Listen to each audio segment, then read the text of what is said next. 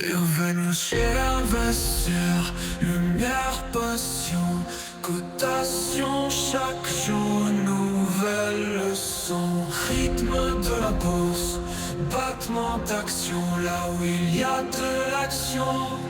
Invest sur votre estimation. Bonjour à tous, on va parler un petit peu de Bernard Arnault et de LVMH du coup. Alors pour information, déjà pour commencer la vidéo, j'ai allégé LVMH, bon j'ai vendu une action, c'est pas non plus un allègement de malade.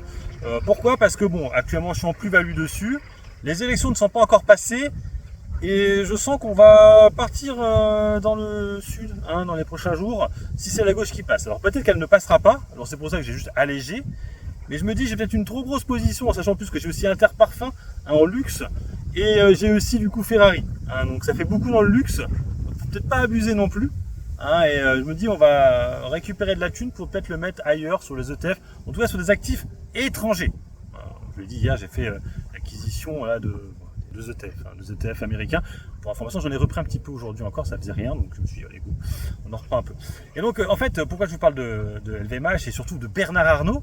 Et bien Bernard Arnault, il y a eu une news aujourd'hui comme quoi il serait rentré au capital de Richemont, vous savez, la société suisse. À la dernière assemblée générale, il avait fait un petit speech en expliquant qu'il aimerait bien venir en aide à Richemont justement. Et là du coup, il a pris des parts, ce qui est dit. Alors est-ce qu'il a pris aussi des parts nominatif pur, et du coup en fait ce serait sur la banque suisse de Richemont? Est-ce que c'est ça? Parce que du coup l'argent va en Suisse, et vous savez qu'ils veulent imposer les riches, je parle principalement de la France insoumise, la LFI, et bon en gros là je vous mets vite fait la capture d'écran, les impositions qui vont arriver, les différentes tranches. Là en fait si c'est eux qui passent, la gauche, vous serez imposé dès le départ à 1%, après progressivement 30%. Si tu retires la flat tax, ça va être compliqué. 17% plus 30%, c'est plus la flat tax. Les gens vont se barrer, mais oui. Donc pour l'instant on n'en sait rien. Je crois qu'il y a un débat, je ne sais pas c'est quand le débat. En tout cas, c'est peut-être une solution pour Bernard Arnault de mettre son argent en Suisse et du coup via des actions, comment ça s'appelle, Richemont. Ou alors vraiment il a vraiment l'intention de l'acheter, mais ça me paraît un peu étonnant. Il faut savoir que ses actionnaires principaux sont du côté de l'Afrique du Sud.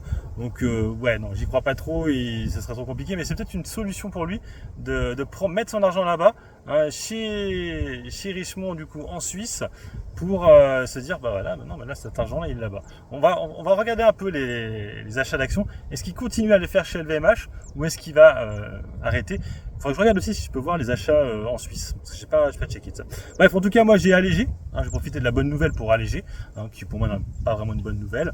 Je pense que là le marché a pricé le fait que LVMH va racheter Richemont, c'est ça, mais bon pour l'instant il n'y a rien de spécial.